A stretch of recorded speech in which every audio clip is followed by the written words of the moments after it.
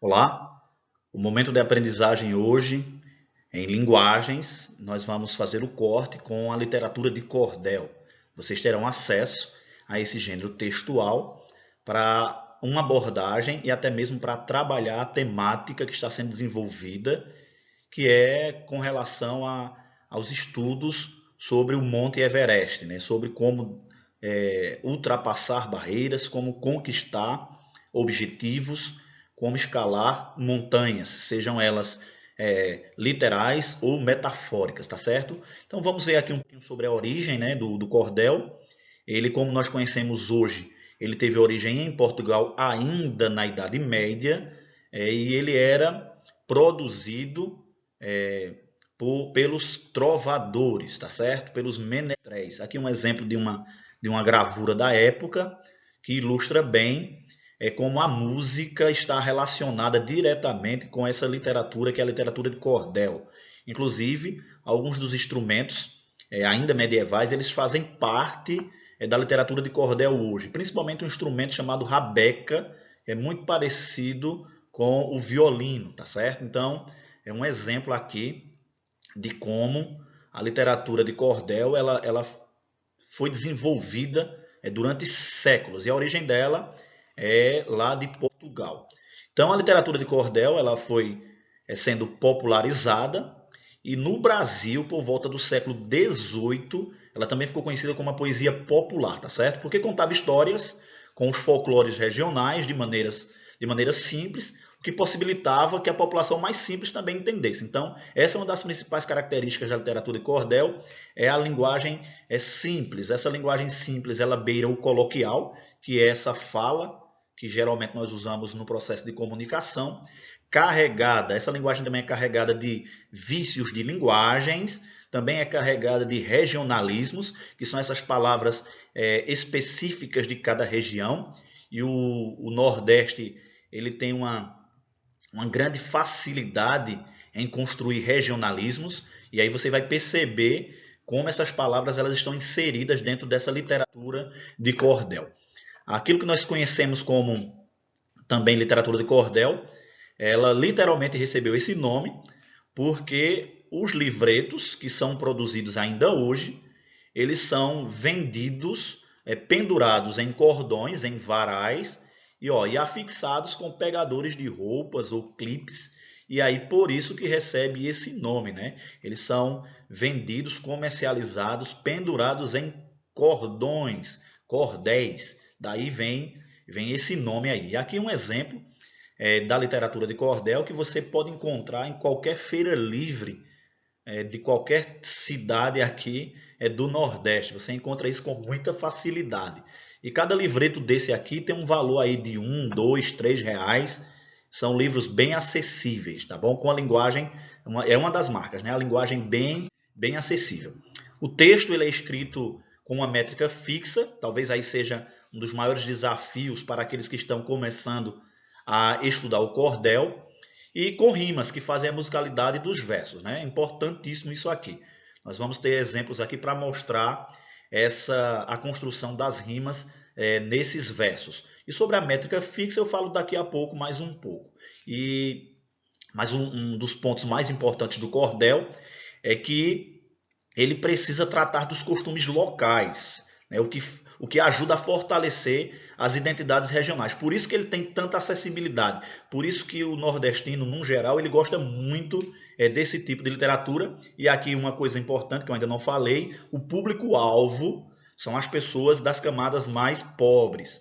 Né? Vocês vão perceber que muitos desses textos aqui, eles são de fáceis memorização. Você memoriza com muita facilidade, porque muitas das pessoas que têm acesso a esses textos aqui, elas são analfabetas, elas não completaram a sua escolarização.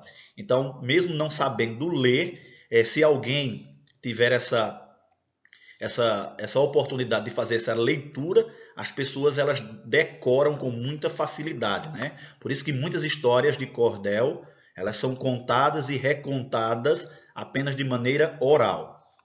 Uma coisa muito importante e interessante é com relação à xilogravura, né? A literatura de cordel ela também é conhecida por ter juntamente com ela esse estilo artístico de pintura, né? Que é a xilogravura que ilustra as páginas dos poemas. E aqui alguns exemplos de xilogravuras. Um dos mais importantes do Nordeste é o J. Borges. Ele mora numa cidade do interior de Pernambuco chamada Bezerros. Então ele ainda está vivo, bem atuante, e ele constrói dentro do seu ateliê, dentro de uma temática bem nordestina, uma temática que faça parte do cotidiano das pessoas. E esse material ele é produzido em madeira. E eles colocam pintam a madeira e depois eles transferem essa imagem para o papel. E o resultado é aquilo que nós temos dentro dos livretos de cordel. E aí, voltando aqui a falar um pouquinho sobre a estrutura, esse nome aqui, sextilha, ele nada mais é do que uma estrofe com 6 versos. Esse nome é herdado da cultura portuguesa, e são 6 versos, e cada verso com 7 sílabas. Esse talvez seja um dos maiores desafios para aqueles que estão iniciando realmente, como havia dito, a conhecer a literatura de cordel. Porque cada verso ele precisa ter o mesmo número de sílabas. Mas esse talvez não seja a sua preocupação inicial.